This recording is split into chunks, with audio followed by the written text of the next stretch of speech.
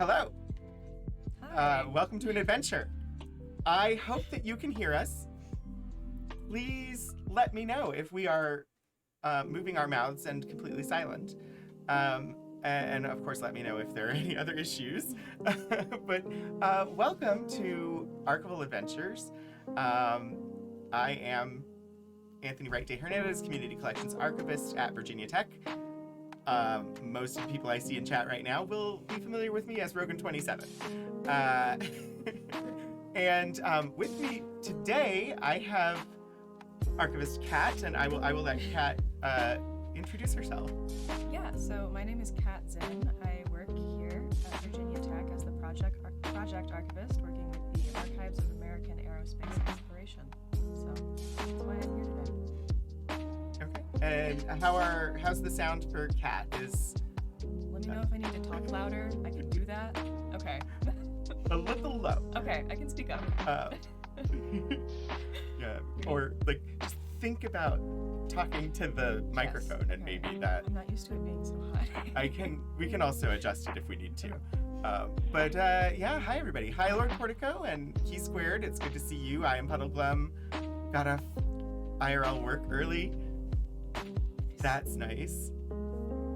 Obi-Wan, hello. It's good to see you. So the way things are set up, I can bump the music down for sure. So we'll do that. And then if you That will help. just I think about projecting a little, Yes. I think we're good. I can also try to figure out how I boost the gain, or we can move the microphone if necessary. We'll get it. We'll do our best. So, the setup today is still not 100% perfect, but it'll work. And one of the challenges is that when we are able to have our monitor so that we can see what the picture looks like, we can't see chat. So we'll be flipping back and forth, and it might just take a moment before we respond to your comments, but please do comment. We've got some great stuff to look at today. Yes, I'm excited. So, first things first, we're here at Virginia Tech, and we're looking at history. So, it's important we pay attention to the institution's history. Virginia Tech acknowledges that we live and work on the Tudelo and Monacan people's homeland, and we recognize their continued relationships with their lands and waterways. We further acknowledge that the Morrill Land Grant College Act of 1862 enabled the Commonwealth of Virginia to finance and found Virginia Tech through the forced removal of Native nations from their lands in Western territories. We understand that honoring Native peoples without explicit material commitments falls short of our institutional responsibilities. Through sustained, transparent, and meaningful engagement with the Tudelo and Monacan peoples and other Native nations, we commit to changing the trajectory of Virginia Tech's history by increasing Indigenous student, staff, and faculty recruitment and retention, diversifying course offerings, and meeting the growing needs of all Virginia tribes and supporting their sovereignty. Virginia Tech acknowledges that its Blacksburg campus sits partly on land that was previously the site of the Smithfield and Solitude plantations, owned by members of the Preston family. Between the 1770s and the 1860s, the Prestons and other local white families that owned parcels of what became Virginia Tech also owned hundreds of enslaved people. We acknowledge that enslaved black people generated wealth that financed the predecessor institution to Virginia Tech, the Preston and Olin Institute, and they also worked on construction of its building. Not until 1953, however, was the first black student permitted to enroll. Through inclusive VT, the institutional and individual commitment to prosim, that I may serve, in the spirit of community, diversity, and excellence, we commit to advancing a more diverse, equitable, and inclusive community. It is lengthy, but... Very. Wait, Sterling, what are you talking about, floating heads? We're not floating. We're not floating. We're grounded on the Chiron below us. But also, hi, Sterling. Hello. It is important, and I'm glad that you all continue to encourage and support paying attention to that on this stream. All right, so what are we looking at this week? So This week we're looking at a collection of works by how do you say the name again? All right, so it's James J. Avitabile. Italian, apparently. Yes, So Anthony says. This according is not, to a check on the internet. it's not how I was pronouncing it earlier. Go ahead. Yes. So the finding aid that we have here will give us a little bit of information about what this collection consists of. 14 cubic feet, 27 boxes with 2 oversized folders. We have 1 box with us today. Which one is it? It is box 27. Box 27. Yeah. The biographical note here. So this tells us a little bit about James Avitabile, an Air Force officer from East Haven, Connecticut. Went to the University of Connecticut, got an MBA from Western New England College, and then went into the Air Force in 1959. Served as an Atlas E operations launch officer and as an astronaut mission operations officer at NASA's Spacecraft simulator complex. And he was instrumental in basically he ran the simulators that were used to train the astronauts. So I know the collection includes, and it's not quite among the things that we're looking at today, but it'll be there for another stream sometime in the future. But the collection includes various stuff relating to how scenarios were programmed, as well as like the technical schematics for the simulators and things like that. It's really kind of neat. But let's see. He was responsible for astronaut mission training at Cape Canaveral, Cape Kennedy, from 65 to 67. He also served in the Air Force Manned Orbiting Laboratory Program Office as the Airborne Test Director for the E-3A Airborne Warnings and Control Systems, AWACS. I don't know what there is in the collection about AWACS, and I didn't know that he was associated with AWACS until I read this to prep for this episode, and so now I'm curious, and we might have to do an entire episode on AWACS stuff. Activation Director for the AWACS operating base. He was a member of the Cadre Office at NATO, responsible for fielding of the NATO AWACS system, and was a program director responsible for the acquisition of Air Force command and control systems. Whew. After retiring, he went and worked for General Electric, where he directed military and commercial space programs. And then he and his wife had 3 daughters and 8 grandchildren. So the collection has stuff related to the Mercury, Gemini, and Apollo programs, technical data on spacecraft systems, design and operation, etc. So you're welcome to peruse the finding aid as you will. The stuff we have today is box 27. So if you see something listed in the list inside box 27 that you particularly want to see, let us know so that we can make sure that we get to it. Otherwise, we'll be taking a look at this.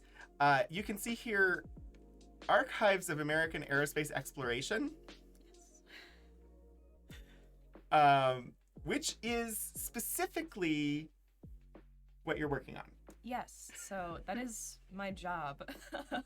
My project is this grant funded NHPRC. It's Piercing the Veil, processing, cataloging the Archives of American Aerospace Exploration. So it's dozens of collections that are all related to like similar things, spaceflight, manned and unmanned, lots of math, lots of some very cool stuff in there. Yeah. I have yet to find a boring collection that's part of AAAE. Yeah. You said it on the wrong channel. Floating Heads. Favorite Talking Heads cover band. Puddle Glum. Excellent. Yes. So should we start looking at stuff? Yeah, let's go for it. Okay, I'm gonna switch us over to the brand new document camera. Exciting. And I'll let you take the reins. Okay. doing my best here. Alright, well, speaking of Gemini, we have this super cool little NASA fact sheet here, all about the Gemini program. It looks like this one was released in February of 1965. So, yeah. Put it up here because thank you. That's if you're that close, then it Yeah. cuts off your face. Yep. We got it though. We got it. Lots of math. It's me doing research for the show. Yes. Goodness. But yeah, this is. What do you think about this? So, what are NASA fact sheets? That is a good question, Anthony. What are NASA fact sheets? I don't know, but they looked really cool, so that's Yeah. why we're looking at them. If Essentially. anybody knows specifically the purpose behind NASA fact sheets and wants to share, please do so. But we have an entire folder here of things like this that are fact sheets. This one is fact sheet number 291. There's a lot. I'm going to do the magic. As far as I can tell, these are like for the general public. So February 1965 Yeah. from the Manned Spacecraft Center in Houston, Texas. 70,000 I love- 7,000 pounds. The new document camera is detachable, and I can zoom in by picking up the camera and taking it closer. Paper boat construction material? Wait, what? Paper boats. Ooh, slightly updated the finding aid so that it states you have things from box 28 today. Oh, but it's box 27, Hannah. Anyway. unless you're just messing with me. So okay, let's look at this and see if we can figure out what a fact sheet is. The National Aeronautics and Space Administration announced December 7, 1961, a plan to extend the manned spaceflight effort by development of a two-man spacecraft. On July 3, 1962, the program was officially designated Gemini and named after the third constellation of the zodiac, featuring the twin stars of Castor and Pollux. Okay. So it gives us the objectives. See, the Gemini program is managed by the Manned Spacecraft Center, Houston, Texas, under the direction of the Office of Manned Spaceflight, NASA headquarters, Washington, D.C. The primary objectives of the Gemini program, which were decided upon after it became evident to NASA officials that an intermediate step between Mercury and Apollo was required, are to provide a logical follow-up program to Mercury with a minimum of time and expense, to subject, interesting word choice, 2 men and supporting equipment to long-duration flights, a research and experience requirement for projected later trips to the moon or deeper space, to effect rendezvous and docking with another orbiting vehicles, and to maneuver the combined spacecraft in space, utilizing the propulsion system of the target vehicle for such maneuvers. So, like, connecting and moving around, I guess. To experiment with astronauts leaving the Gemini spacecraft while in orbit and determining their ability to perform extravehicular activities such as mechanical or other type tasks. To perfect methods of re-entry and landing the spacecraft at a pre-selected landing area, and to gain additional information concerning the effects of weightlessness and physiological reactions of crew members during long-duration missions and other medical data required in preparation for the lunar missions of the Apollo program. Also to provide astronauts with required zero-gravity and rendezvous and docking experience. Okay. Okay. That's so basically the whole Gemini program is like things that we take for granted regarding spaceflight today. Also, congratulations, Detective Zen, on being randomly selected as a VIP for this stream. Enjoy your little diamond. So, logical follow-up to minimum with a minimum to Mercury with a minimum of time and expense. Fine. Subject 2 men and equipment to long-duration flights. And when you were first reading it, I also had the reaction of subject. That's a very strange word for that. Yeah. But as you finished, I was like, oh, no, they actually mean to subject them because they want to see what happens if... This is very much an experiment. Yeah, that, like, long-duration flights were we're not a thing. No.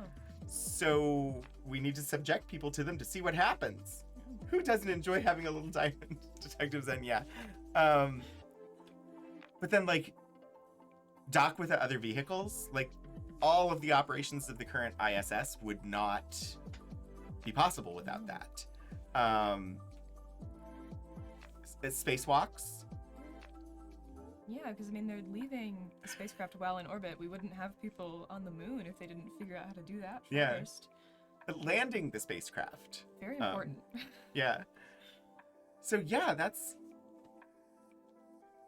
I think it's also interesting that this is essentially like, we're going to do these things to give us experience so we can do better things later. This is a practice run. Yeah. Yeah.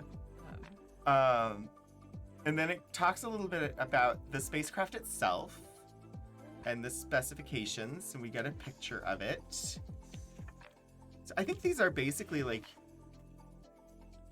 I do think these are meant for the general public, but these are like, here's what Gemini is. It's multiple pages. Like it's dense and whatnot, but this is kind of like a brochure for the Gemini program.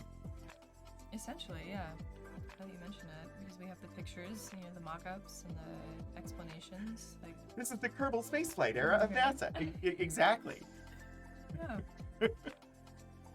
It's also doing a lot of explaining on how it's different from the previous Mercury flights and projects.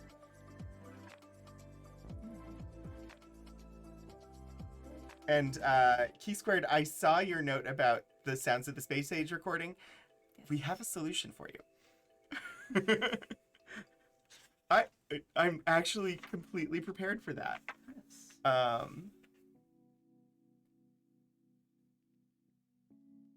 These are really just... I think these are surprisingly detailed for what I was... Yeah. We have the instrument panel Ooh. in the lower left. Imagine flying that.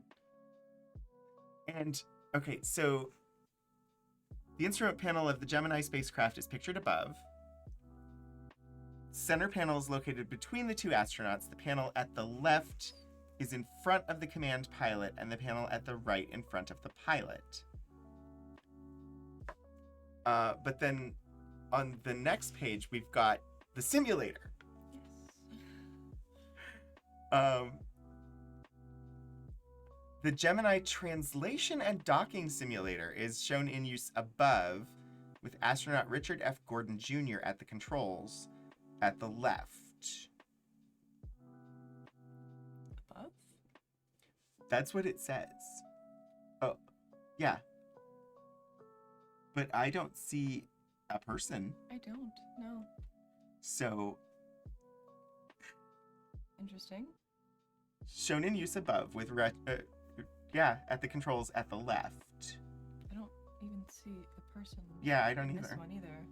I'm confused by that caption, but that's not the whole caption. So, Is that like? Sorry. No. Nope. It's not helpful. nope. Never mind.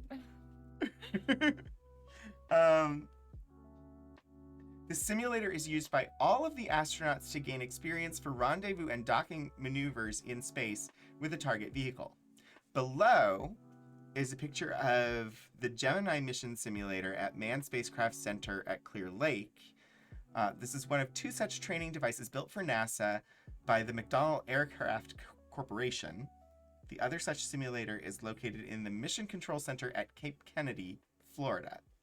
The crew station of the simulator is shown at the left, and the instructor's consoles and related equipment take the remainder of the space.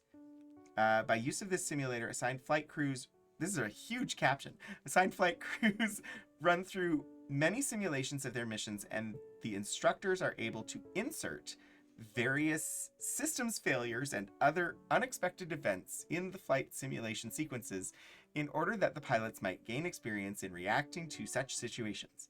The simulators are also capable of being used in test running the various mission simulations through the computer while tied into the network, in addition to providing flight training for the astronauts. This training device is able to provide almost every contingency and flight condition with the exception of zero gravity.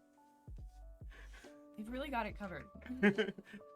I this caught my attention mostly because that's the kind of those are the simulators that Avitabile administered the program for. Yeah. I'm just looking at this, and it's like this is used for docking and that kind of thing. Imagine trying to park your car and the instrument panel just looks like this, you know? True. Like. Yeah. Oh. Oh, we have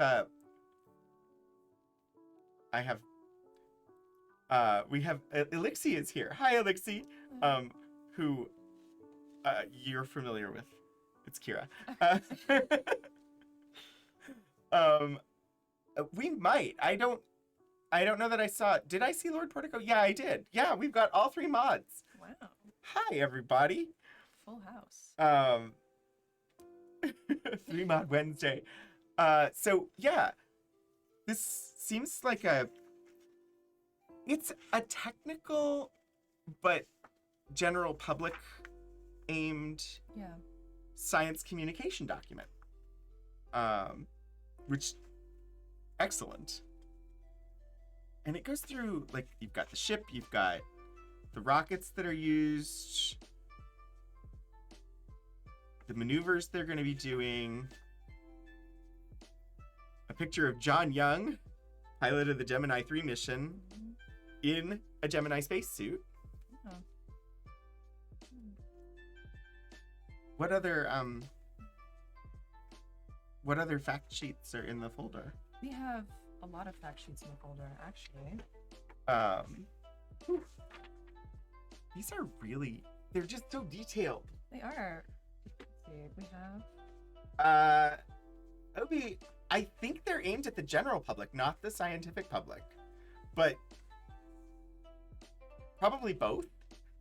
But I do think they're more. Is John Young on the holodeck? I don't know.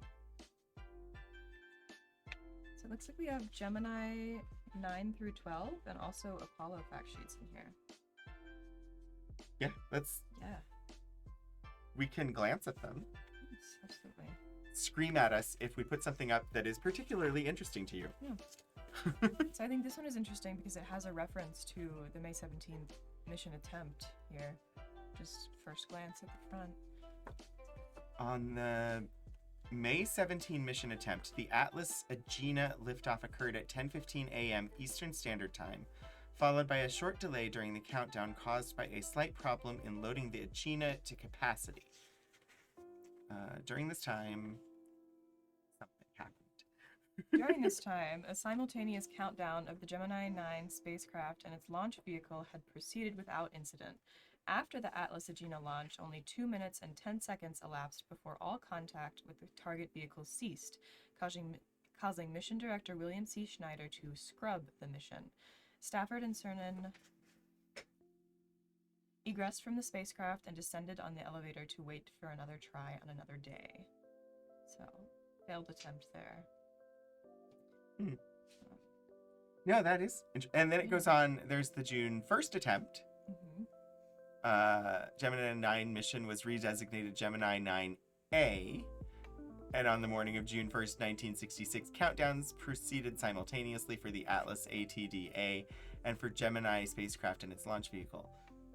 Following an uneventful countdown, the Atlas ATDA lifted off from Cape Kennedy Pad 14 at 4 seconds after 10 a.m. Eastern Standard Time, with the Gemini spacecraft expected to be launched about 98 minutes later. Nominal trajectory, attained a near circular orbit. Got it up there.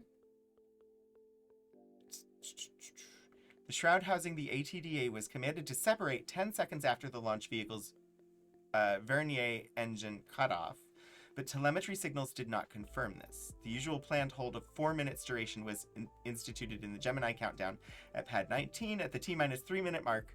The count then returned and continued until T-minus 1 minute and 40 seconds. It was recycled to T-minus 3 minutes and holding.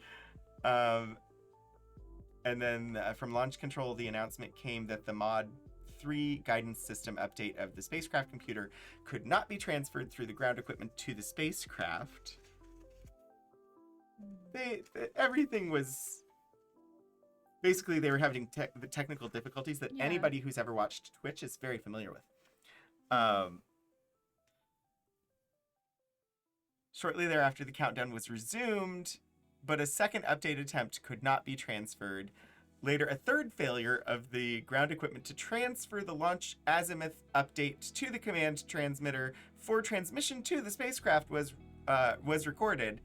By this time, the launch window had been violated, and Mission Director Schneider called for the launch attempt to be rescheduled for the 3rd of June, a day on which 2 panes in the launch window would be available.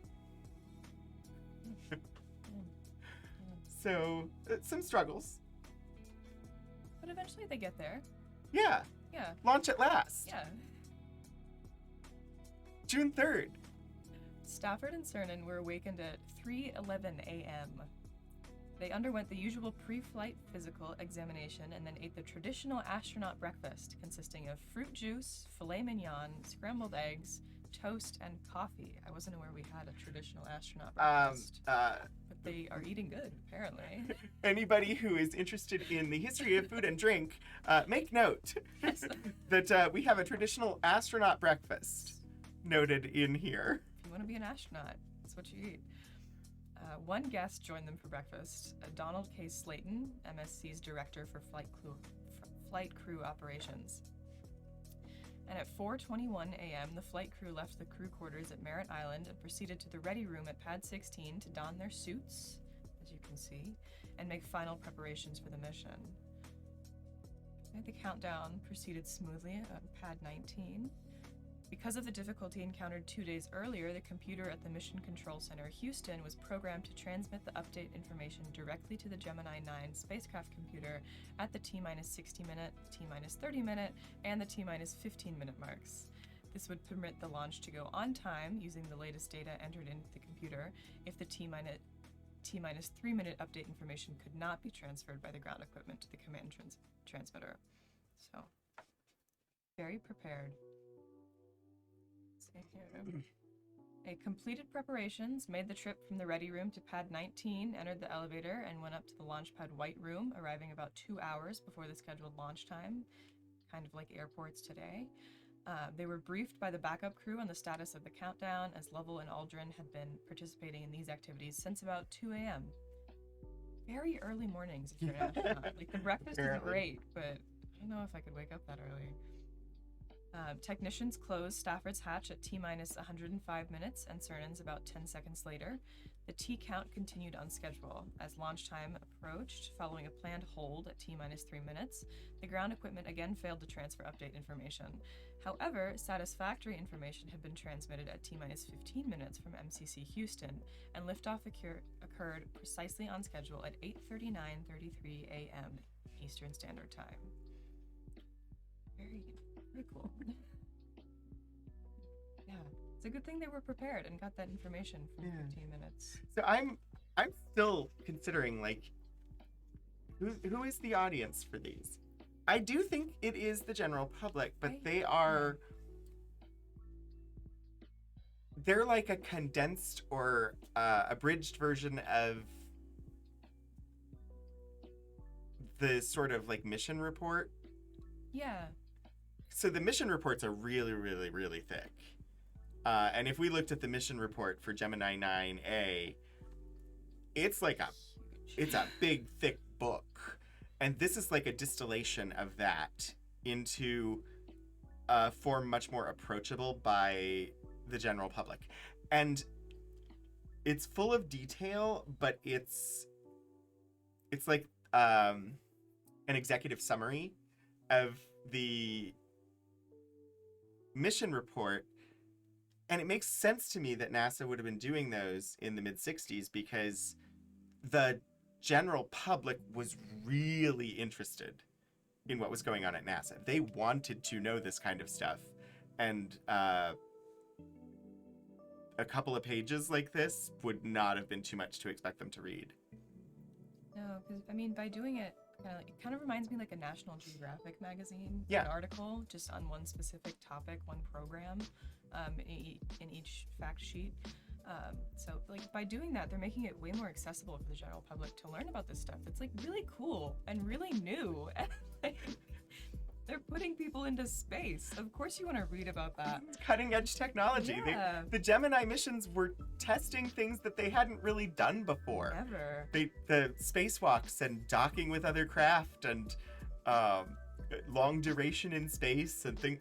It was all leading towards the moon landing. This kind of stuff is normal to us now. If you think about it, we have the space station. Like, oh, there's an astronauts. They're up there. They're doing things in space. But yeah, we had somebody that stayed on the station for an entire year. Yeah. They had no idea if these things would even work. They had some idea, obviously, but this stuff is it is really cool. I might be a little bit of a fan of NASA. Yes. Me too. just a little. Speaking of National Geographic, there was a question about the record. Okay. It's in the last folder. If we want to pull it out, and we can just Oh. we can talk about the record. We can do that. I did grab the record player, and I plugged it into the system, and it spun. It did spin. But it was not, for some reason, sending any audio from the record player to the system. But I have a way that you can hear what the record sounds like. This is a floppy record that would have been just included inside the pages of an issue of National Geographic. It is the Sounds of the Space Age. Sorry, it's gonna be wobbly for a second. Ooh, The magnet. that's Too strong. Yeah, the magnet was way too strong there for a second. So you can see December 1969, page 750A of National Geographic. Sounds of the Space Age from Sputnik to Lunar Landing, narrated by Colonel Frank Borman, United States Air Force astronaut. It's a 33 1/3 RPM monaural record. Has sound on two sides. Just gonna reattach to the magnet. The floppy records, yeah, they're absolutely a thing. So I'm gonna switch us back to the screen share because after the record player failed and I just did not have time to figure out why it failed. Come on. There we go. I tried to pause the music and it didn't want to stop. I found that somebody has put the record on YouTube. Not surprising. So we can listen to part of it. Just gonna stick us in theater mode and we'll push play. That's one small step for man, It's too loud. And I can try and adjust. one giant leap for mankind. That's one small step for a man, one giant leap for mankind. Neil Armstrong's first words as he steps onto the moon. Man's trying to acquire you here. Telemetry from satellites begins on October the 4th, 1958.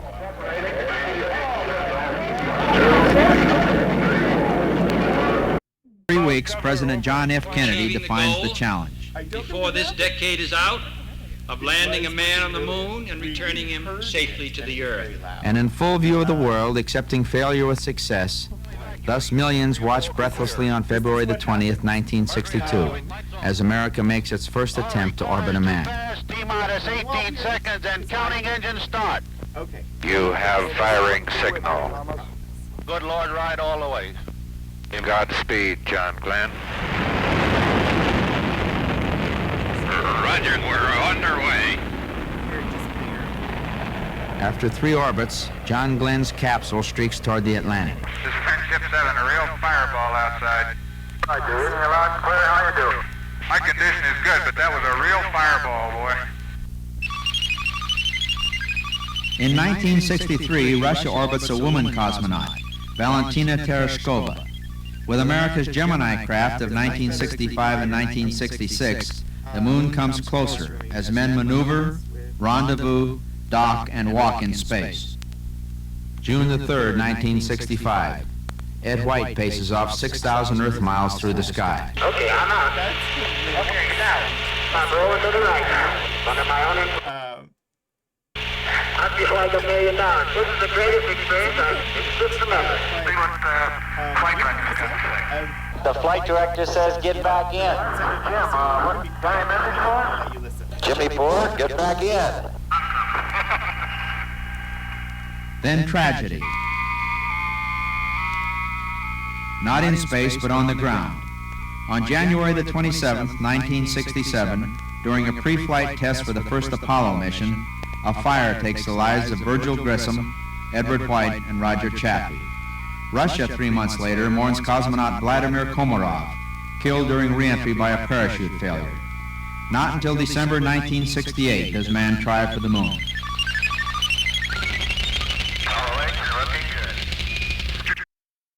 Okay, I'm gonna pause that. I don't know why our monitor of it is not functioning, but whatever. So I'm just gonna check and see what did this YouTuber. They just said a record narrated by astronaut Frank Borman. But if you want to hear it, it's out on YouTube. You can find it pretty easily. This Sounds of the Space Age, National Geographic is the name of the record. It's from 1969, and basically it's just a compilation of various audio as well as like narration about major events that had happened in space exploration up to that point. Not just exclusive to US, but acknowledging things like Sputnik, where the Russians got there first. And so it's one of those moments where space agencies are able to put aside differences in order to enjoy the science. The science transcends borders. So yeah, let's see. Okay, what do we? I'm just checking, catching up on chat because National Geographic has reached. We never knew they had. Space is geography, right? I don't know. Your CPU. Oh gosh, key squared. I'm sorry, but yeah, it's a floppy record. And yeah, it would have just been in that issue of National Geographic, and you could pull it out and stick it on any record player and play it, as long as your record player has a working needle. Yours does not. And is properly connected to speakers. One of those components was non-functional in ours. It was plugged in and connected to the system, but no sound came out, which makes me think that the needle was not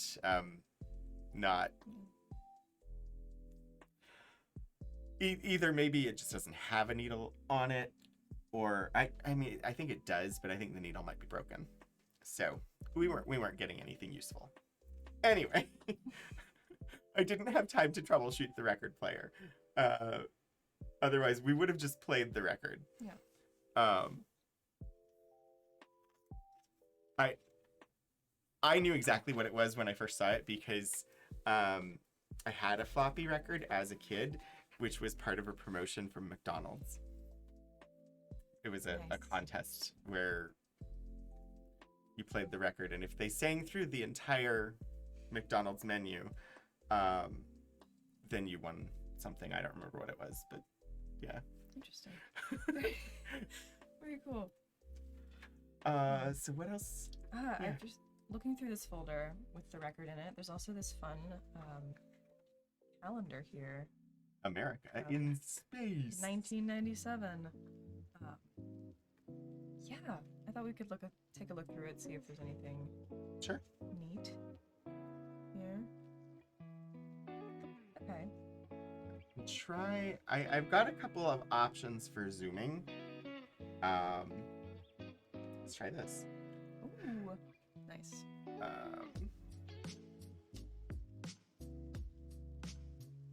With a crew of 6 NASA astronauts aboard, Space Shuttle Discovery heads for its 19th Earth orbital mission. Launch was delayed because of weather, but later all systems were go, and the spacecraft left the launch pad in a dramatic, billowy liftoff. So It's our- see the difference between the Gemini 9 and like this here I in just 97. my thought was it's 97 and we're highlighting Discovery. A couple of years later, and they would not have been highlighting Discovery, but it's January. This is the January art, and there is an important NASA date in January, which is Krista McAuliffe Day, which I'm going to just double check details on exact details of that before I say something incorrect. Don't want to spread misinformation.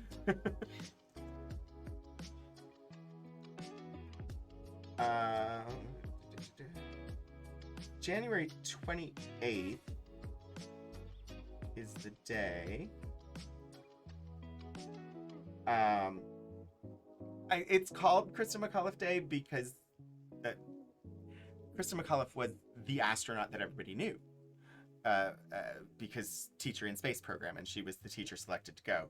But January 28th, the day that Krista McAuliffe Day is observed, is the day that the Challenger exploded in 1986. And so that's like a major day in January. They've got the shuttle, but it's not the Challenger, which I think, because they want to highlight good things and not point to the tragedies. Yeah. Incidentally, if you're curious about the teacher in space program at all, the backup, her backup, because they had 2 teachers selected. There was Krista, and then there was I'm gonna blank on the name. Her backup.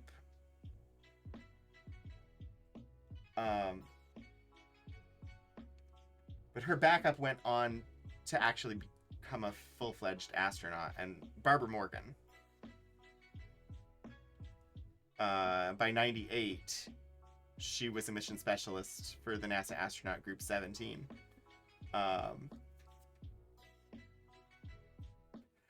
So, yeah, her McAuliffe's backup actually went on to go into space and actually did a lot of the like educational activities and whatnot that were planned for the teacher in space program, alongside doing other stuff as well, because by that point she was like a full-fledged astronaut.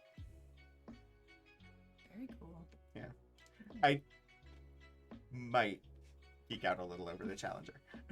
That was a scary day. You were watching the launch live on TV at your grandparents'. I remember watching it as well. We were in the midst of moving from Hawaii to Virginia, and it was one of the last days that we were in Hawaii. And I remember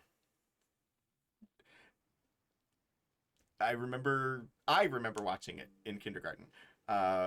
Logistically, my parents are uncertain how that happened, so it might just be me remembering this major thing that happened, but I swear I watched it at school.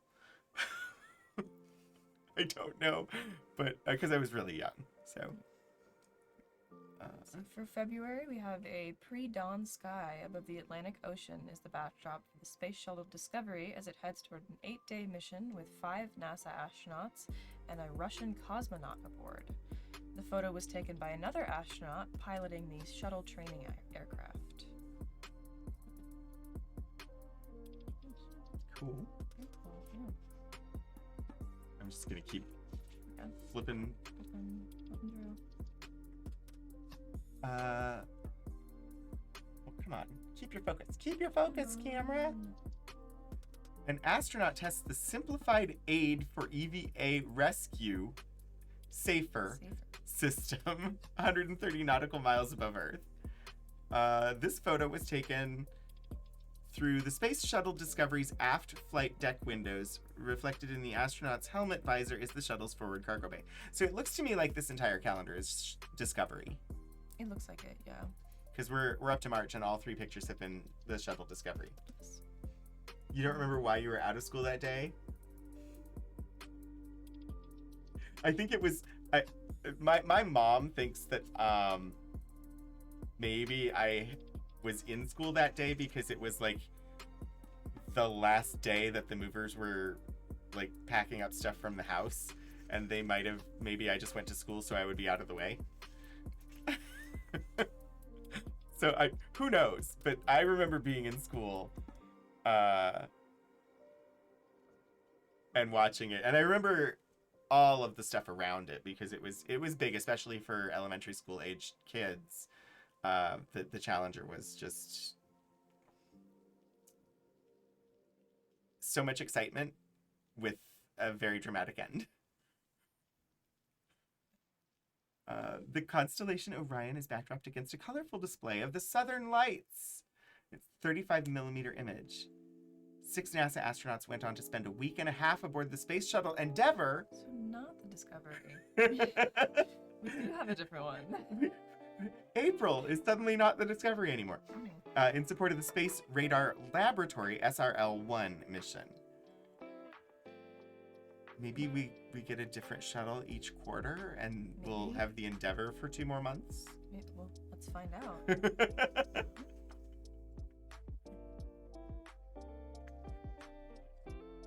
I'm thinking no. No.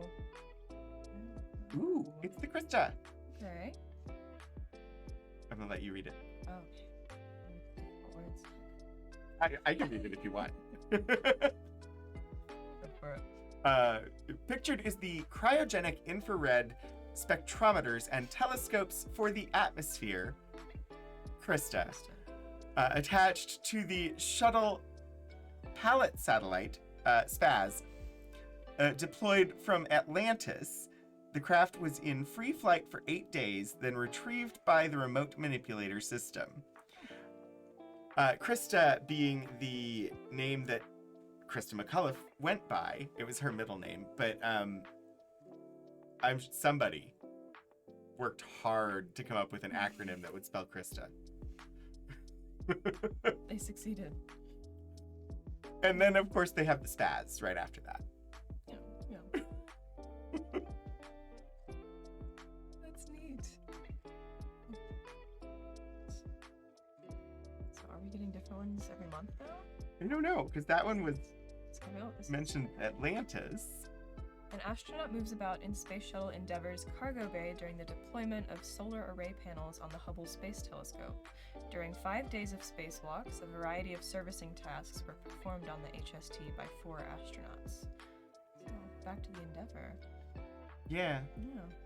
You got the payload bay of the Endeavour here. And then you have the Hubble. And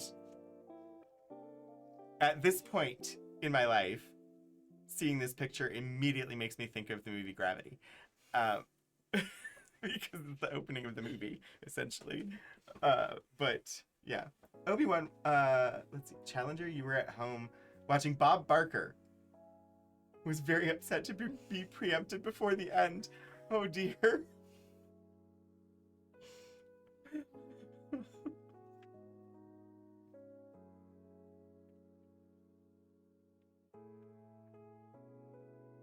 It was definitely one of those where were you moments.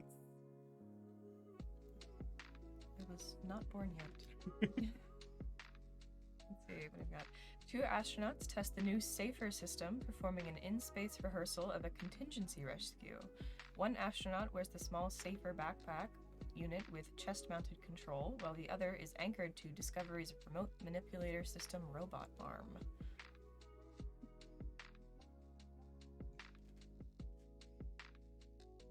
That's cool. That is cool. Floating around out there. They picked good images for did. this calendar. Yeah.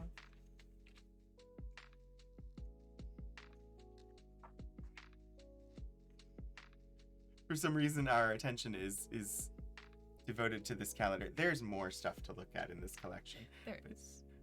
Multiple thunderstorm cells leading to Earth's atmosphere were photographed by astronauts aboard the Space Shuttle Discovery, 130 nautical miles away. The storms were located about 16 degrees southeast of Hawaii in the Pacific Ocean. So that's until we had stuff in space, until we put like satellites in space and then started sending ships up, we didn't have pictures of the clouds from above. Like, this kind of image, while it's really pretty, is also really useful for scientific study of the atmosphere and weather patterns and stuff like that. In fact, there was recently a new satellite that was just launched with high-tech, brand new stuff, and it was launched specifically to look back at Earth, to learn about Earth. I mean, we always hear about all the satellites and stuff that get launched and they're sent out so that we can see as far out into the galaxy as possible and look as far back in time as possible. But yeah, they just put up one that is specifically designed to look at Earth and learn more about Earth. So Earth is pretty cool. it There's is. a lot of things going on that we don't really know about. Yeah. I don't know the name of it. I'm gonna look it up. Nice. Get over to the next one.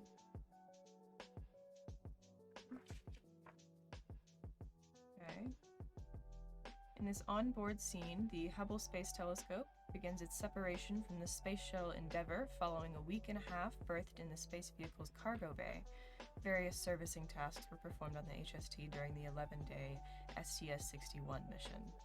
So, yeah, it's doing its thing. Going out on its own. It's all grown up. Very cool.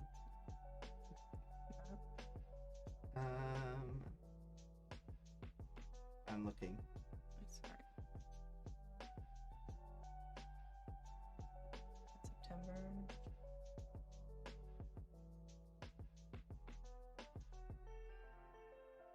So it looks like the pre-fire mission, but I don't know if it's launched yet, because that's spring of 2024.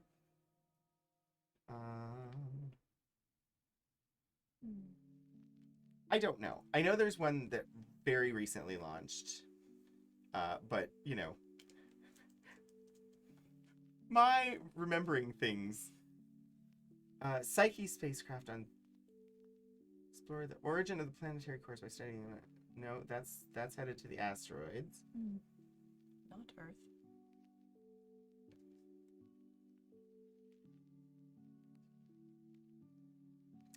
Not sure. Human spaceflight.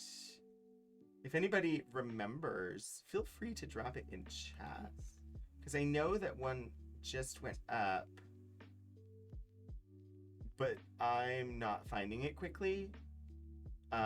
If anybody was watching Sam DeLev's stream on Tuesday, I think they were talking about it.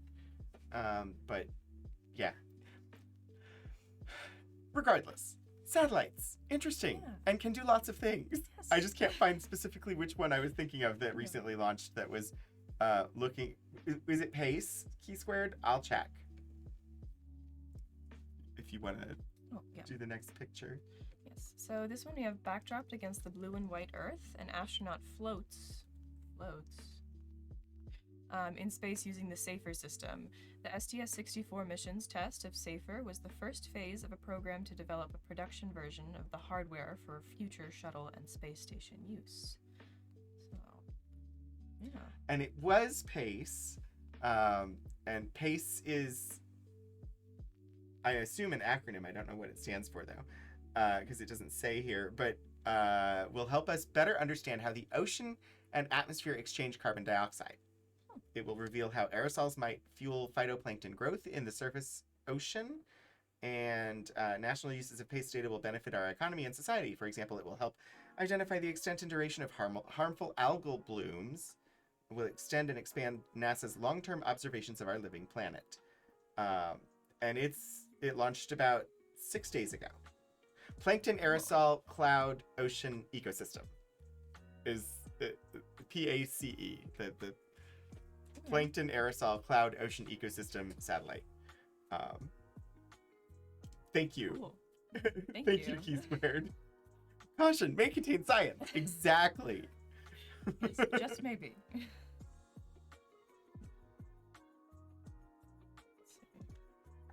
We've almost looked at an entire year. Almost.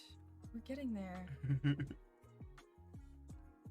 Near the end of the STS-64 mission, the crew of Space Shuttle Discovery documented the Raoul volcano of Papua New Guinea in the second day of activity. The billowing eruption plume seen in the photo was sent up to 60,000 feet into the atmosphere. That's cool. Yeah, that's very cool. The dust clouds. Can you imagine how dark it was under there?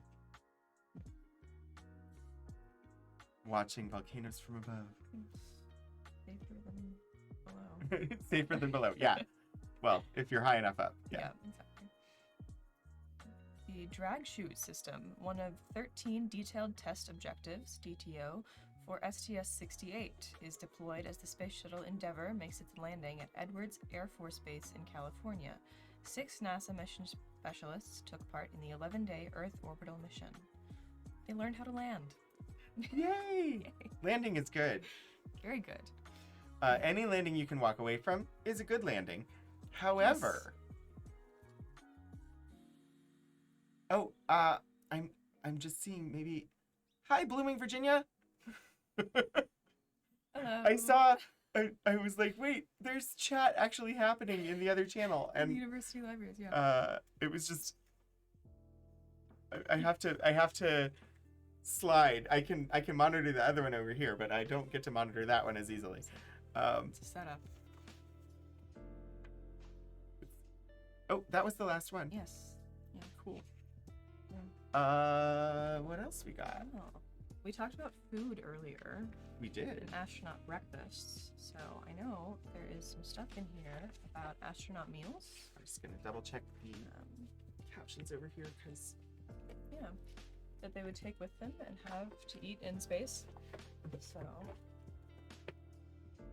Not fact sheets, but educational briefs.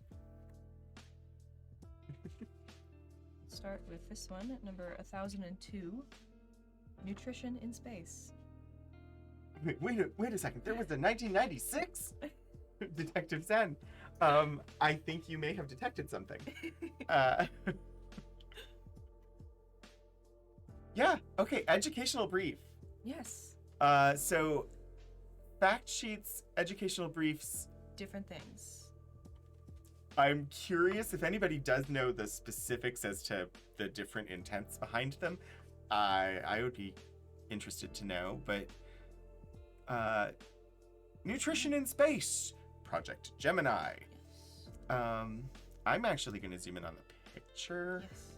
manually. So I'm going to try and steady my hand You got it. and not be super shaky, but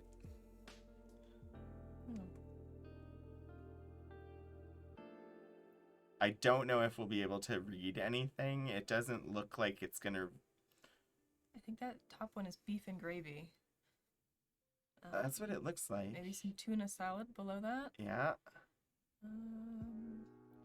Because zooming in further doesn't really make it more legible because they're not fully in focus in the picture itself. Ooh, that one?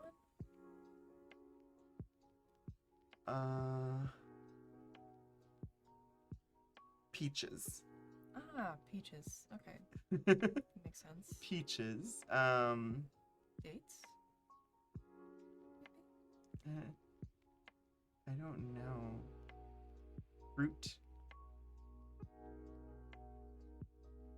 I don't know. Looks like fruit case. Yeah. Date.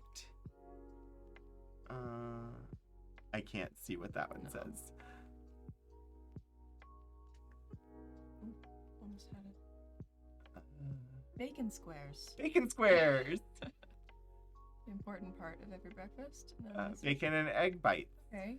Kind of like the Starbucks egg bites. But, I don't know. For astronauts, I guess. It's a new thing, this whole magnetic camera. I know it's shaky. I'm doing my best. But insert Jack Black. Peaches meme here. Very rectangular peaches. Yes. Okay. Yeah. I'm actually going to switch back to here so we can see the whole thing. Yes. Uh, Yeah, food for space flight must be nutritious. It must also be lightweight and or compressed when possible because weight and space limitations are critical in the design of spacecraft. Each crew member will be supplied with 1.3 pounds of food in the form of dehydrated juices, freeze dehydrated foods, and compressed, non-crumbling, bite-sized foods. This food must meet rigid restraints as it will be stored without refrigeration and handled and eaten under a condition of weightlessness. So, that makes a lot of sense, but never really occurred to me. Like I know like purees and like basically drinking stuff out of straws, like a sort of baby food texture of things. I knew that was part of it, but freeze-dried, dehydrated, so the juices, those can be reconstituted, and then drunk. Freeze-dried foods, compressed, non-crumbling, bite-sized foods. yeah. That makes a lot of sense, and it never occurred to me. But No. yeah, you'd have a compressed, Bite-sized, dehydrated, freeze dehydrated, compressed peaches. Like you were Key Squared commenting on the peaches are very rectangular.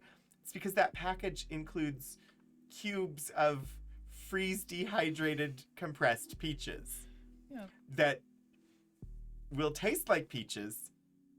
The texture will be different, but they're not going to crumble. And you would just be able to open the package and you'd have a square of peach that you could put in your mouth. And like I knew about like the compressed dehydrated part because I've been to the NASA museum and like every child that goes, I got like the astronaut ice cream. Yeah. It was delicious. It was great. But like the bite-sized food got me. Like I didn't really think about that. I didn't make that connection. Yeah. But I guess if you're weightless, it's gonna be really hard to take your fork and knife to your beef with gravy. Right. You know, and like cut it. It makes on sense. anything. And So it makes sense to have your bacon. rather bits. than having everything pureed that you're drinking out of a straw, it's a different textural experience to Yeah. have the compressed and dehydrated cube. Yeah, because I think that that you comes can into eat. like the psychological effects too, that they want to take care of these people that they're subjecting to space flight and long trips. Aspirating food, extremely bad. Yes. Right, yeah. Do not Yeah. aspirate your food. Oh, we have sample menus here, Woo. which is very exciting. Each crew member will be provided 4 meals each day, planned so that the same menu will be repeated after 4 days. 2 proposed menus for Gemini flights are listed below. Menus for the Apollo missions will provide about 2,800 calories per crew member daily. Meal A, we have sugar frosted flakes, sausage patties, toast squares, and orange grapefruit juice. Meal B, tuna salad, cheese sandwiches, apricot pudding, and grape juice. Meal C, beef pot roast, green peas, toasted bread cubes, pineapple cubes, and tea. And meal D, potato soup, chicken bites, toast squares, applesauce, brownies, and grapefruit juice. Definitely going hard on the citrus. Yes. All throughout. Yeah. Let's see, the alternate menu being meal A, strawberry cereal cubes, bacon squares. Sorry, I just had this thought of like cereal cubes, and I was like, I wonder if those are similar to like the cereal bars that you can get at the store, but I doubt they are because those would be crumbly. Yeah. So. But you would think toast squares would be crumbly too. Yeah. Otherwise, I'm it's just curious, bread. but I understand. It never occurred to me that non-crumbly would be one of the criteria, but it makes total sense that it is. Let's see. Okay, so strawberry cereal cubes, bacon squares, peanut butter sandwiches, and orange juice. So you've got the peanut butter and strawberry that will go together. That makes sense from a like American palate Yeah. menu. This is breakfast. Corn chowder, beef sandwiches, potato salad, gingerbread cubes, and cocoa. Shrimp cocktail, chicken and vegetables, toast squares, butterscotch pudding, and apple juice. And then beef with vegetables, spaghetti and meat sauce, toast squares, fruit cake, date, and tea. What is interesting to me, you've got meal A as breakfast, both times.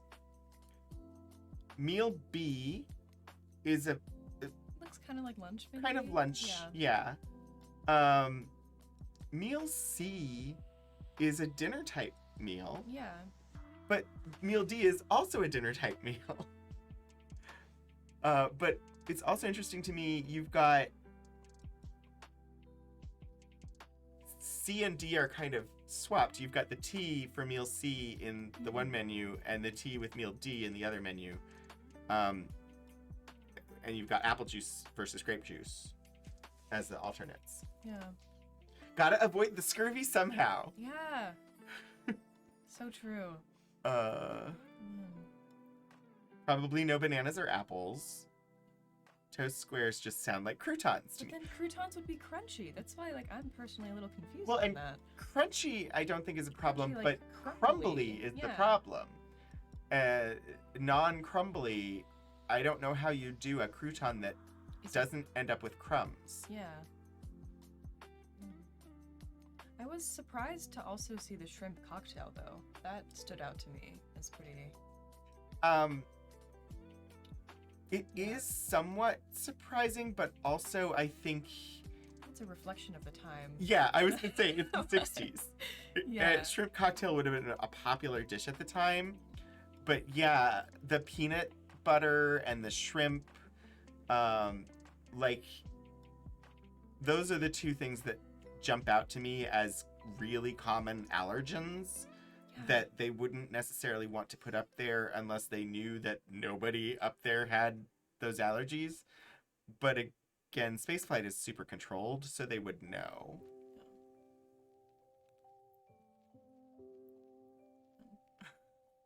Let's see, a caloric distribution of 17% protein,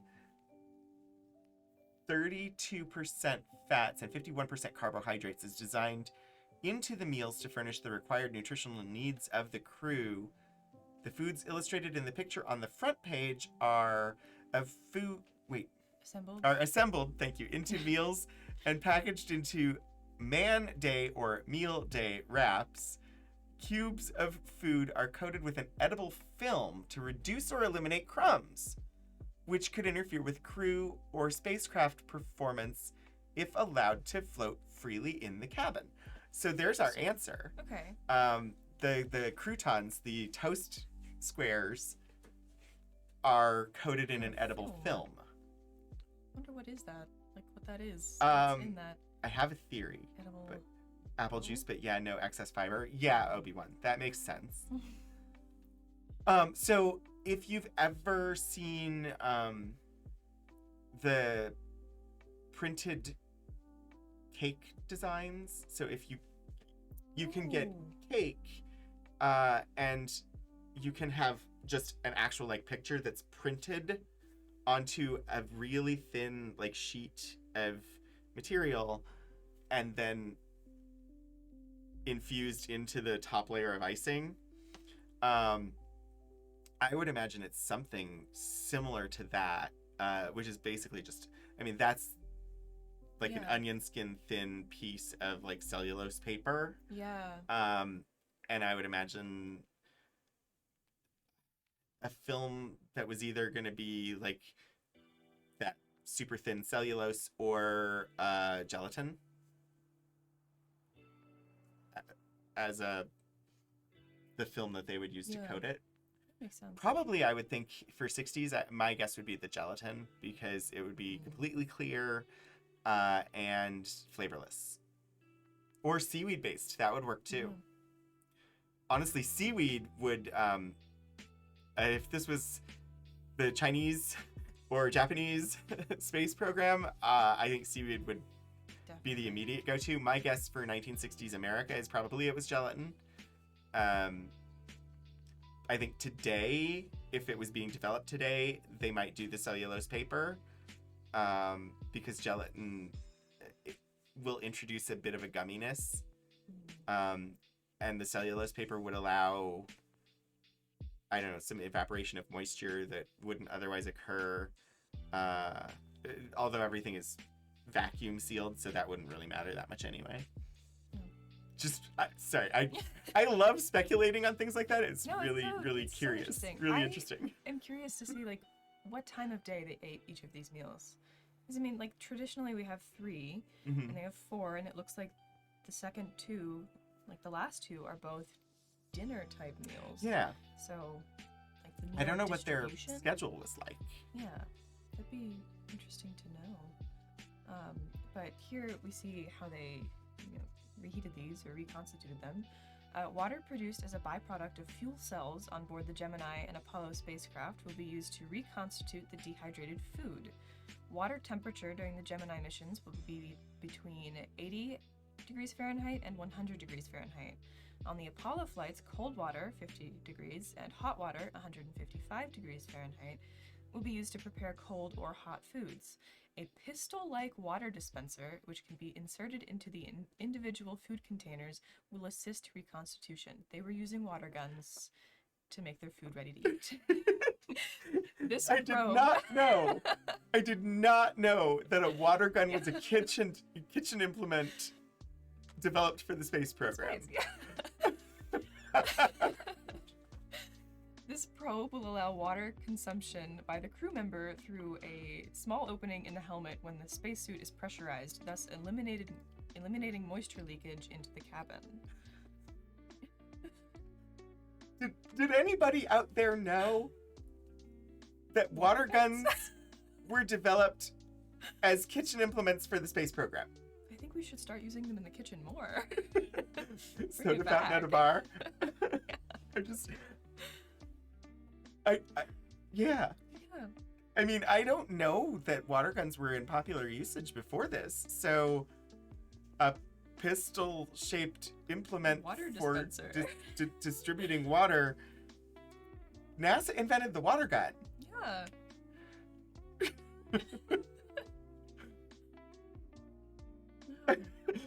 The large calorie, the unit used in nutrition, is the amount of heat required to raise the temperature of 1 kilogram, 2.2 pounds of water, 1 degree centigrade. That's the asterisk that... Where is it First referenced? asterisk. I see the 2 asterisks. I see the double asterisk. Where's the... Oh, it's up Oh, here. way up Calorie there. equation, Oh, yeah. gosh. Okay, and the double asterisk was referring to NASA Educational Brief 3004, fuel cells. And then there's a reference included, the evolution of a space feeding concept for Project Gemini.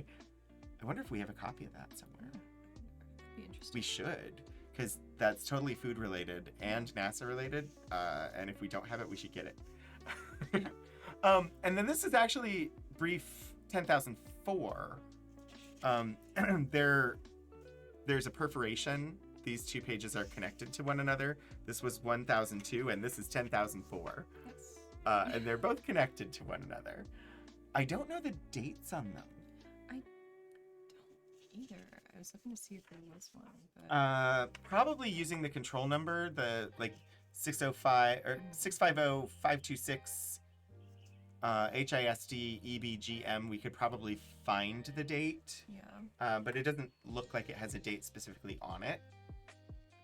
Yeah. But this one is Gemini spacesuit, the G3C and the G4C.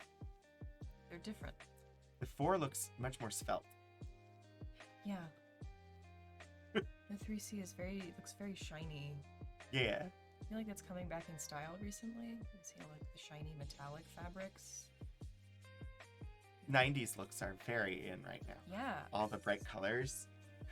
Yeah. Go out this weekend and I'll be wearing that for sure. Let's see. The environment to which man is normally accustomed is that of one gravity and 1 atmosphere pressure. To survive extremes outside of these conditions, an adequate environment must be provided. The spacesuit can provide a suitable environment in addition to that provided by the environmental control system of the spacecraft. So it looks like they're wearing at least one of these inside. 4-layer Gemini spacesuit. The Gemini garment, designed for the crews of NASA 2-man spacecraft, consists of 4 layers which fit loosely inside one another. The layers are fastened together only around the boots, the zipper, the connection for the oxygen hoses, and the medical instrument wires. The garment, complete with helmet and boots, weighs approximately 30 pounds. The outside layer is made of a high-temperature resistant white nylon. Beneath the outer layer is the restraint garment, so called because when the suit is inflated, it keeps the suit from billowing. It is woven of nylon net fabric and designed to allow mobility when inflated. The third layer is treated with rubber to make it almost airtight. The innermost layer is a smooth, soft nylon layer designed for comfort. Yes. So the G3C Gemini spacesuit shown on the front is designed to provide safe protection against vacuum, heat, and cold. This suit is primarily an intravehicular suit and affords little, if any, micrometeoroid protection. The spacesuit is designed as a backup to function in the event that cabin pressure is accidentally lost or if the cabin is depressurized. The G4C spacesuit, also shown on the front, was worn on the Gemini 4 flight to provide micrometeoroid protection during extravehicular activity. Okay. The thinner looking one was for outside. Let's look these again. 3. This is for outside. No, the 3 was the inside. 3 for inside? Hold on. And the 4 Yeah, was the yeah. outside, according to the... That's why I was surprised. Yeah. Because the 3 looks to me more like what would be outside. Yeah. But this is what they're saying was the inside, and this is the outside. I guess the 4 does look a little puffier, like there's more padding. Yeah.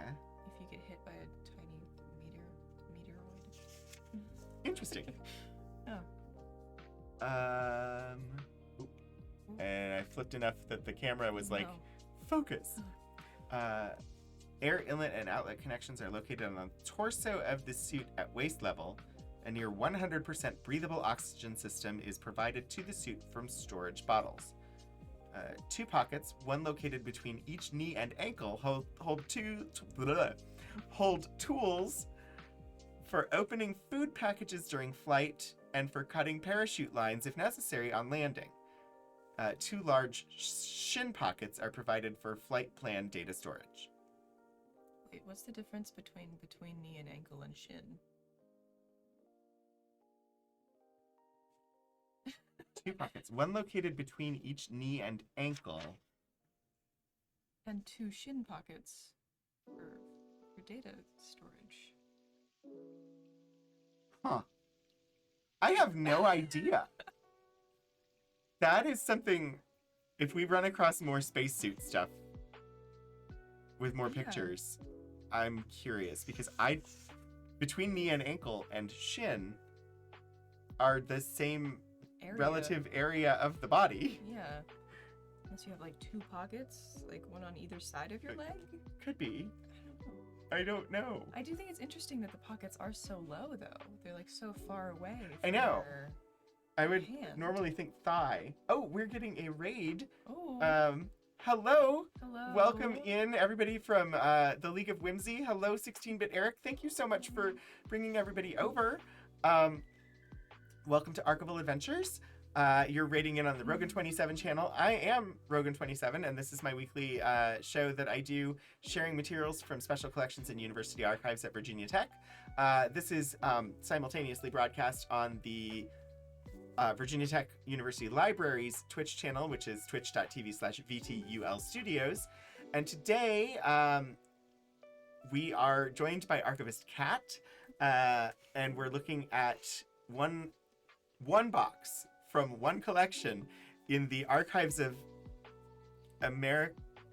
Archives of American Aerospace Exploration. Yes, that one, the AAAE. We're looking at one box from the papers of James J. Avitabile, who was a NASA engineer and one of the people who was primarily responsible for the simulators that were used to train the astronauts on the Mercury, Gemini, and Apollo missions. So welcome in. I hope everybody will enjoy. And yes, I did see the shout out. If you're here and you don't already follow 16-Bit Eric, you should follow 16-Bit Eric. Eric is a wonderful, wonderful streamer, wonderful community. If you like the content that you're seeing here with the sciencey stuff, you'll like 16-Bit Eric's channel. So, hi everybody. Hi Carrie Conqueso. Hi Pretty Witchery. I did miss you, indeed. Lauren themselves, hello. Anybody else who's here? Hi, welcome. Right now we are exploring some NASA educational briefs. We looked at some food stuff and then some spacesuit stuff. What else we got? Yes. So, let's see. There's a lot of these are about food, actually. That's good. It looks like it. This is preparation of eggs. Okay, by this freeze drying. this needs to make it onto our lib guide about food Yeah, resources. definitely. Absolutely. Because the in this one box, we keep finding food stuff. Yeah. Not foodstuffs, but food stuff. Yeah. Foods for use in space. Educational brief 1003. Yes. Ooh, preparation of eggs by freeze drying. I can't imagine what that would do to the texture. Not something I personally want to find out.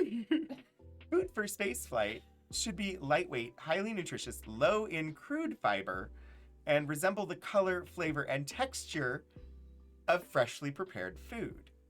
Rations prepared for use in space must meet requirements of storage and use where temperatures may range from about 20 degrees to 135 degrees Fahrenheit.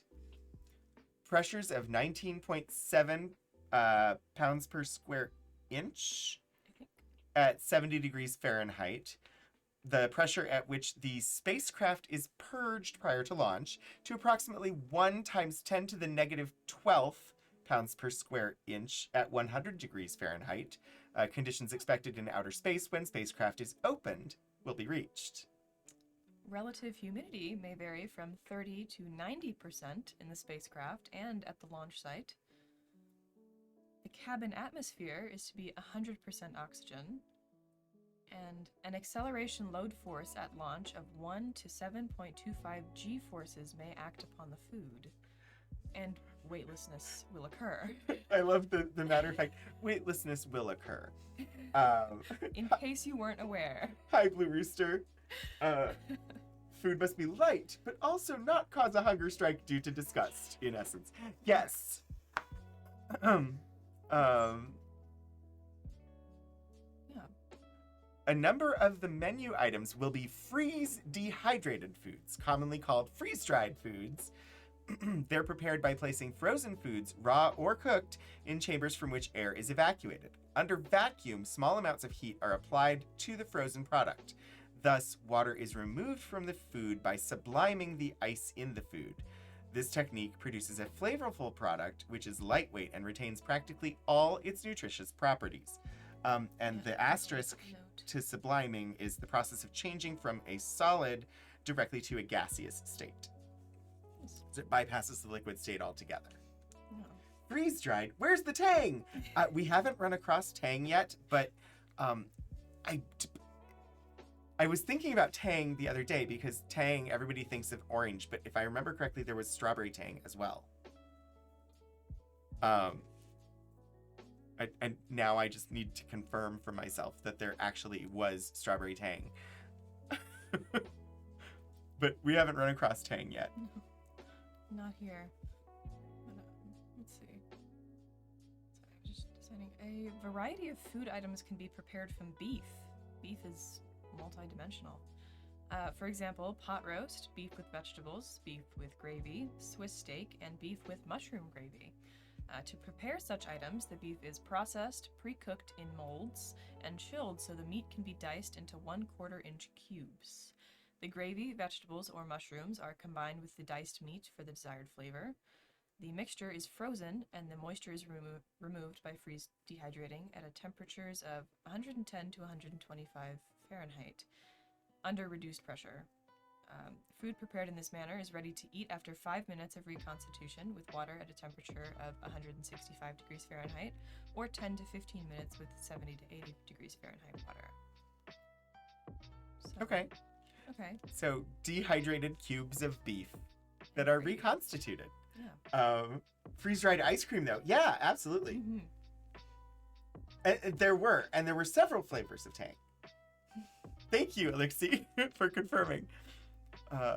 Early Project Mercury flights tested the physiology of swallowing in weightlessness, using tubed foods, semi-solid and liquid foods. Soups, fruit desserts, juices, and other beverages were packaged in flexible aluminum tubes. The average tube weighed 5.5 ounces, with a large amount of the weight due to the aluminum tube. This is a disadvantage in that the weight of the tube in proportion to the weight of the food is too high. The use of lightweight plastic containers is overcoming this ratio problem. This all reminds me of For All Mankind. Blue Rooster, it's For All Mankind is set in the time period that this is, so that would make sense. Nothing sounds more delicious than dehydrated beef cubes. Oh, yeah. Oh, yeah. Agreed. Yeah. Exactly. Bite-sized foods have been developed to increase menu variety and to decrease preparation time. These foods may be dehydrated and compressed or molded into approximately 3/4 inch cubes. Foods such as cake, enriched cereals with fruit, toast, and sandwiches have been developed in this manner. So I guess the sandwiches were also bite-sized. That makes sense. Yeah. Yeah. I love that cake is the first thing Yeah. listed. It's the most important, obviously. We get to learn about the film. Oh, yes. A 4-ply laminated film coating, polyethylene, sklar, mylar, and polyethylene, protects the food from loss of flavor. So not gelatin, it's chemical. Protects the food from loss of flavor, moisture, and oxygen invasion, chemical microbial spoilage, and excess crumbling. This plastic film is used for wrap container and for the freeze-dried foods requiring rehydration with water. Has a bacteriostatic agent tablet attached. The 8-quinolinol. Yes, the 8-quinolinol sulfate tablet will be used when storing used wraps to reduce spoilage. 8-quinolinol sulfate tablet. That is hard to say. Yeah. But so this laminated film coating, I'm actually surprised because we were speculating on this earlier, and they talked about an edible film. Is this the edible film, or is it just like the I'm wrapping? uncertain. It's not very clear. It doesn't sound edible, but Oh. this was the 1960s. They'll be proclaiming the benefits of wrapping the food in asbestos next. I mean, possibly. What about dehydrated chicken cubes? Do those sound better? Detective Zen. I don't know. I agree with you. About the same. Let's see. Left sketch? I think there's Figure supposed to three? be stuff between here because we go like 6 and then 'cause it it's jumps to 3. Page 2 to page 3. I'm confused. 2.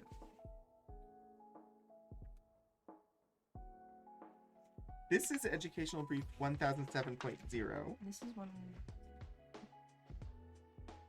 This was inserted inside there, but is not the next thing in line.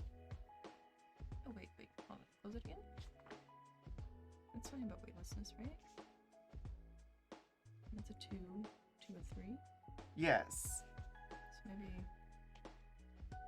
Very confusing. Yeah, the numbering system on these is interesting, to say the least. Yeah. No, I think this is the proper progression. It didn't look like it was. No. Concilians. Yes. Anything can be edible if you try hard enough. And you can eat anything once. Just once.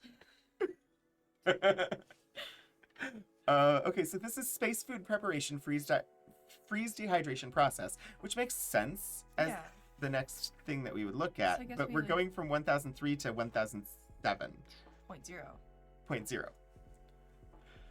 Food prepared for consumption by U.S. astronauts in spaceflight must conform to severe weight and volume restrictions imposed by the limitations of current spacecraft and launch vehicle technology. The process of freeze drying, has evolved as a reliable method for preparing space foods which meet these restrictions. The major advantage of this process is the saving of weight by the removal of moisture without appreciably changing the shape, color, or taste of the product. The food being dried may lose from 50 to 90% of its original weight before reaching the ideal moisture content of 2% by weight, which is the desirable amount for most food. Food products prepared by freeze drying can be reconstituted in and consumed from lightweight containers with minimum effort. Foods to be freeze dehydrated are prepared according to special guidelines developed by the U.S. Army Natlick Laboratories and the NASA Manned Spacecraft Center. Following preparation, the food is quick frozen in molds and cut into bars approximately 50 by 90 by 21 millimeters thick. Each bar is an individual serving. Honestly, I think the cereal bars that you buy at your grocery store were a commercial product adapted from this. Yeah. I mean, That would They make have to be, sense. yeah. Like, they are not wrapped in a film to prevent crumbs, but that's because they're for sale on Earth and you don't need to do yeah. that. So that's a Don't have a process bunch that they of- could eliminate. Yeah. But it would make sense that, yeah, okay. It does make sense because I don't think it would make sense to give them a package of just the cereal bits. Right. And say, And they "Oh, can't like pour their milk over exactly. it and use. So the combination of the cereal with the milk substance that is in cereal bars at the grocery store would approximate the flavor of a bowl of cereal Yeah. with milk. And then for the astronauts, it would have been wrapped in it would have been cubed Yeah. and then wrapped in the film in order to prevent the crumbs and be bite-sized. But they don't have to cube it and wrap it in the film for sale on planet Earth. This is Yeah. This is like one box. Yeah. One box. The drying The drying phase of the freeze dehydration process involves subliming the water in the food directly from ice to vapor. The frozen bars are placed in a vacuum chamber where the pressure is reduced to 1500 microns or less, preferably less than 100 microns. Heat is applied between the trays through heating plates or coils, raising the temperature of the trays to an initial 200 to 300 degrees Fahrenheit. Temperatures are then gradually reduced so that the temperature of the dried product does not exceed 140 degrees Fahrenheit. Under the prescribed vacuum, the heat applied to the frozen food transforms the solid water directly to a vapor. The sublimation takes place below the eutectic temperature, lowest melting point, thank you for the parenthetical, of the specific food item. Heat input is carefully controlled to provide for optimum removal of water vapor, which is then removed by the vacuum pump. The rate of heating must be slow enough to avoid thawing the frozen product before it's dried. The core of ice in the food completely disappears when the food has been dried to the desired 2% level. There is so much science in that paragraph that never occurred to me. It makes sense that you have to sublimate out all of the water without thawing the product. And that requires the heating to be at a specific slow rate. Like, all of that makes sense, but it's something I never thought of when thinking about freeze-dried food. No. Neither. So It wouldn't go interesting. past 150 degrees Fahrenheit because NASA is metric. So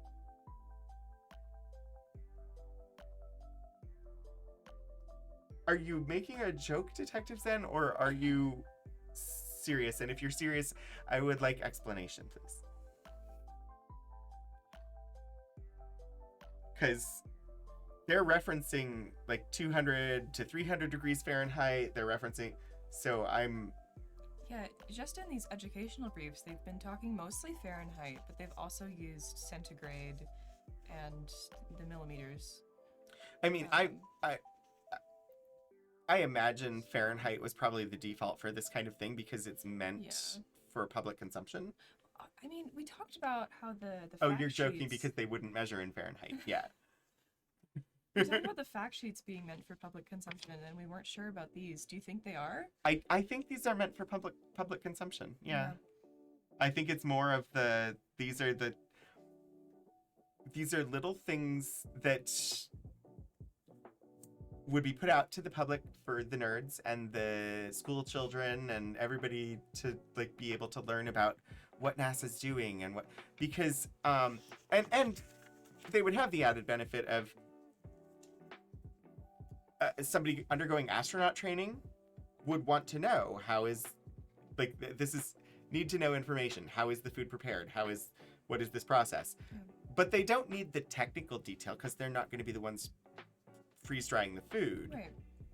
So this is a level of education or a level of description appropriate to training the astronauts That's what I was about the thinking. food they're going to use. Yeah, because it does seem like a little more technical than the fact sheets were, but we're still not talking about like how exactly, like what machine, what button you push. But at the same time, being prepared for Yeah. somebody who needs to know the information but doesn't really need the technical detail is the same way that you prepare something for consumption by the general public for science communication. Therefore, they can't go over something they don't measure in. Oh, okay, I see. Is there more? Do we want to? It's a commercial freeze dryer. We're very, very slow on time, so Okay. I wanted to like maybe flip through. Are there other ones that are calling out to us? Well, there's this one is not about food or suits. Not about food or suits. So not food or clothing. Apollo Spacecraft, though. Yes. Educational brief number 10,010. Yes, we've jumped up in the numbers. Skipped about 9,000, I guess. Yeah, so I mean, it's a basic launch configuration here. 3-man spacecraft, 3 major section or modules. And This one Apollo, if anybody is unfamiliar, the Apollo missions are the missions that went to the moon. Apollo 11 was the one with Neil Armstrong, Buzz Aldrin, and Michael Collins. That was the first one to have humans actually touch down and walk upon the moon, and also the first time that a human being was out of contact completely with the rest of the human race, as Michael Collins in the lunar orbiter traveled behind the moon and was in complete radio blackout and was there alone. So it wasn't the first time that humans had been out of contact, but it was the first time a solo human, somebody completely by themselves on the ship, was completely out of contact with the human race, with no way to get in touch with any other humans. So yes, landing on the moon, first steps on the moon, that's all amazing. To me, what Michael Collins did was equally amazing. And that's not just because we have his papers here. But little plug for the archives.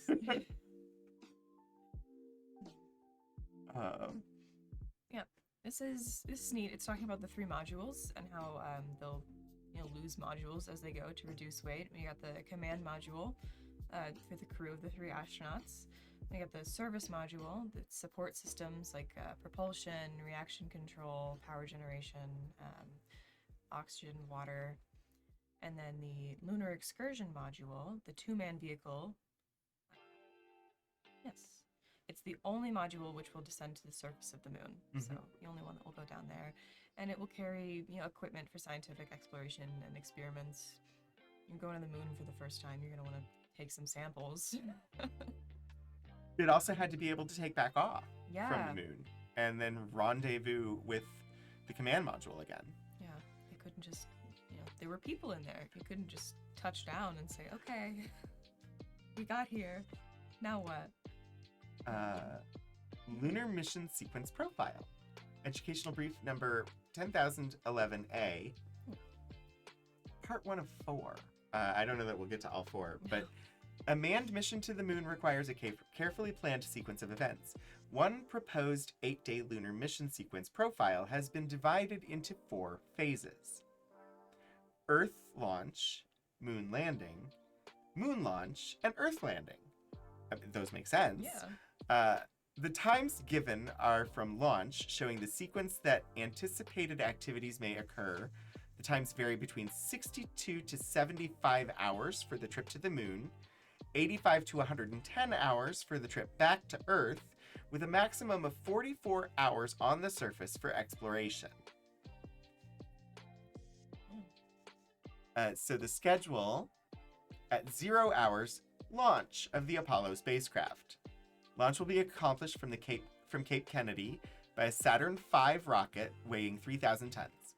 The first stage when ignited, builds up a total thrust of 7.5 million pounds before the vehicle is released from the launch pad.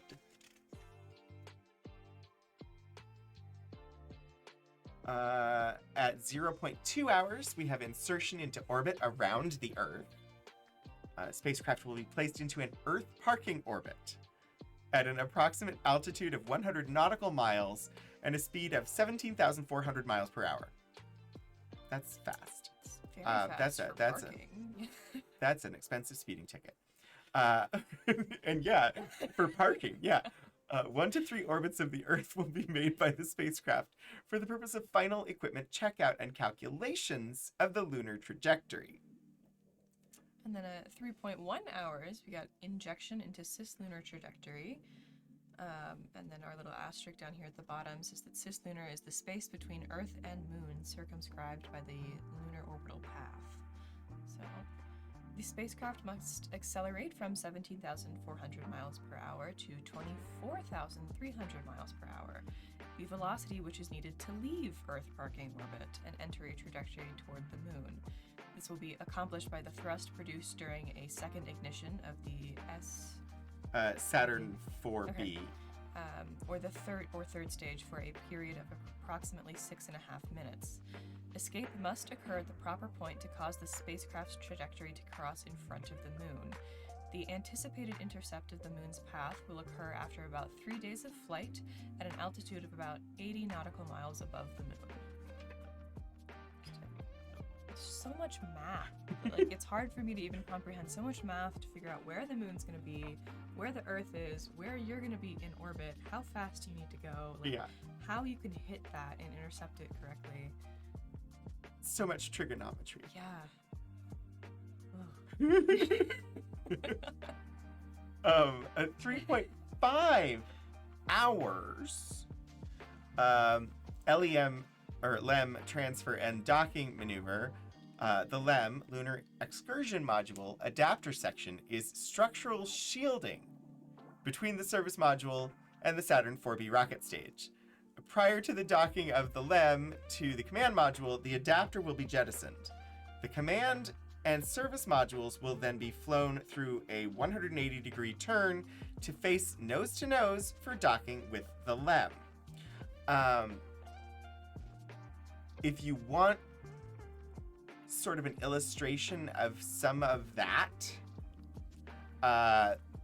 they depict some of like that maneuver in the movie Apollo 13.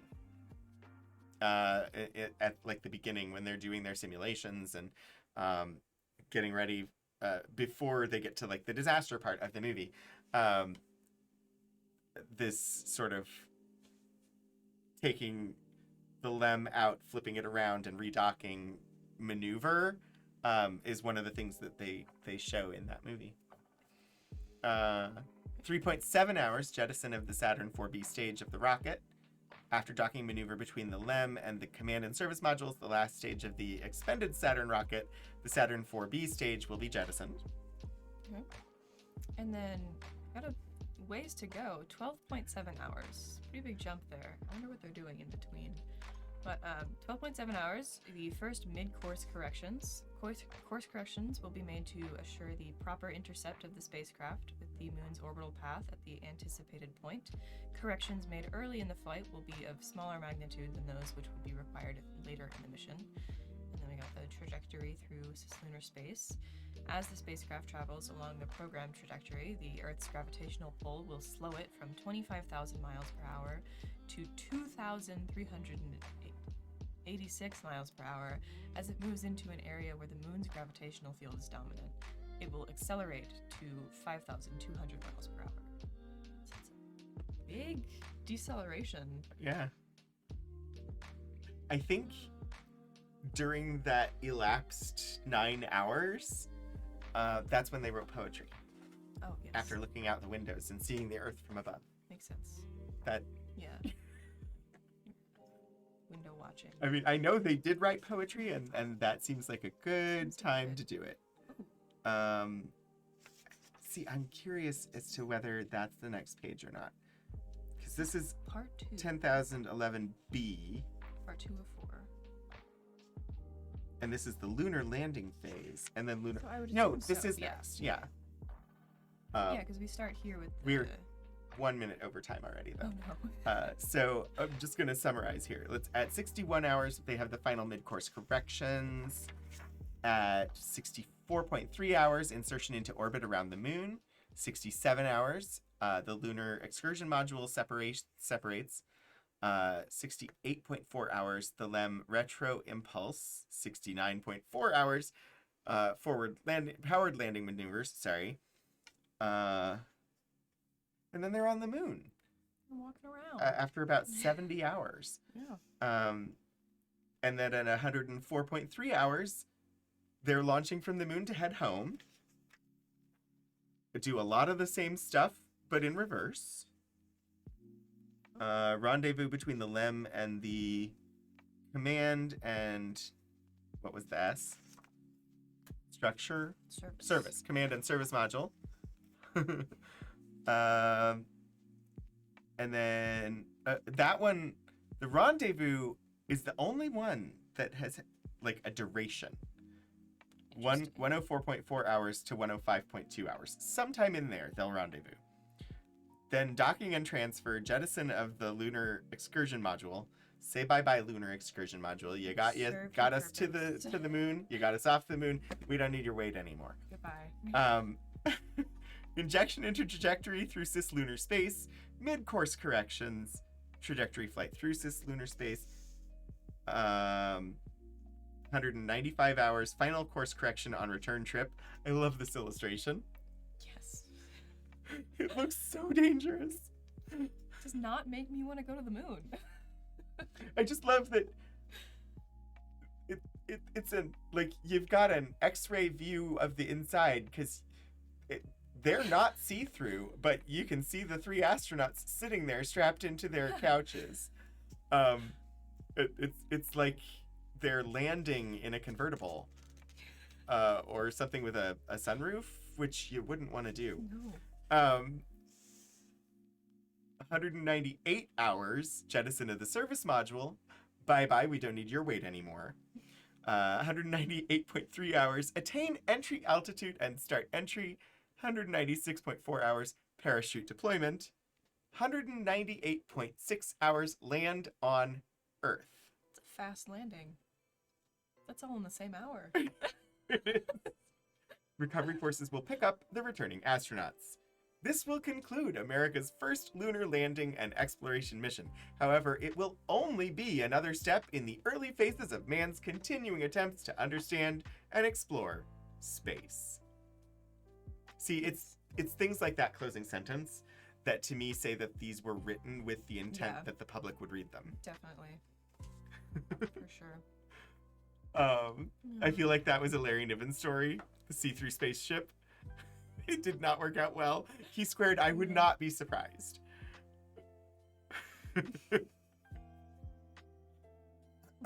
You feel exhausted just thinking about a slide rule? And that's the thing. They would have been using slide rules. They would have been doing calculations by hand. And if you watch the movie Hidden Figures, they just were getting to the point where they had room-sized IBM computers to try and do some of the calculations for them. But then if they got, it's depicted in the movie where they get a variance in the results after running the calculation by the computer multiple times, and they have a computer recalculate it. A computer at the time being a term that was more commonly given to a person, most likely a woman, who did math. And so computer, the IBM gave them varying results, and they had to ask a person to recalculate because they trusted her results more because the IBM was brand new tech. So honestly, slide rule, not out of the question. Hi, Fluid Ann. To be frank, if your spacecraft is see-through, including the plumbing, you would have to be very bold to go. Very. Well, we are technically over time. Yeah. Is there anything else in the box that you're dying to put in front of the camera? I don't have anything. No. Do you have anything more super interesting? Nope. There's plenty more in this collection. So much more. We will see James Avitabile's papers again because I didn't know they existed until a couple months ago, and I was looking for stuff to put together an exhibit, and I ran across the fact sheets and the educational briefs, and I was like, these are amazing. Yeah. So we will be seeing this again. But sadly, we're gonna have to wrap out. So thank you so much for joining me. Thank you for having me. Yeah. I hope it was fun. Thank you. It was. Yeah, thank you. And you'll be doing events and other stuff, Yes. some exhibits, Got some stuff coming up in the works. paper airplane competition. Yes. Yes. So I know most of the viewers are spread out geographically, but if anybody's in the area, watch for news of a Special Collections sponsored paper airplane competition coming up sometime in April, I think. Yes. Late April. Yeah. As well as an exhibit of materials from the Archives of American Aerospace Exploration. Yes. Sometime in May. Yes. And we'll have Archivist Kat to thank for that. Let's see. I don't remember what next week is. I might be able to find that. The question is, will I find it quickly? It's always It won't take me but a second here. Program schedule. you have to be 5'11" or shorter 5'11" or shorter? I meet the Yeah. height requirement to for be a being an pilot astronaut. 39 or younger. I don't meet that one. Do you have 1,500 hours of jet flying time? Oh, sadly, no. Oh, unfortunate.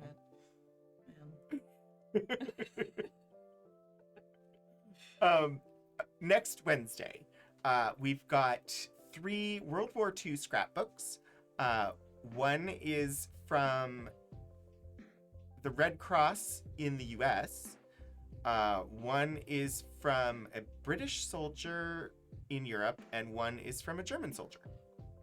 Interesting. So that is what we'll be looking at next week. Outer Wilds doesn't count as jet flying time detectives then, sadly. Unfortunately. But hopefully some of you will be able to join for next week. We are going to do a raid because we typically do. The question is, who will I raid? The answer is probably the same people that I raid all the time, but one of these windows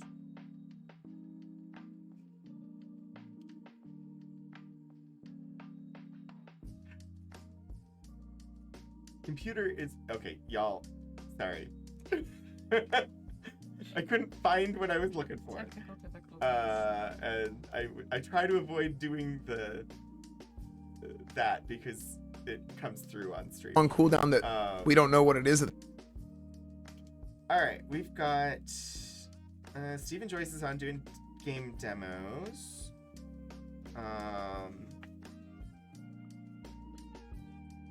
Still, most of like the new science people that I discovered, they're just not on at this time.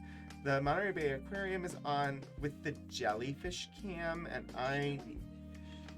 I would be tempted to do Monterey Bay, except I'm going to be kind to at least one viewer who's out there who I know does not care for jellyfish. So we'll pop on over to Stephen Joyce again. A wonderful streamer who is out there in Scotland. Wonderful community. Various librarians I'm aware of in Stephen's extended community doing game demos, I believe from Steam Next Fest. So enjoy. And if you get over there and you've never been there before, I encourage you to drop a follow and ask for a tiny hat. There are many, many space-themed hats. So hopefully we'll see you again soon. Let's go ahead and get these raids going, and yeah, until next time, keep exploring history, everybody.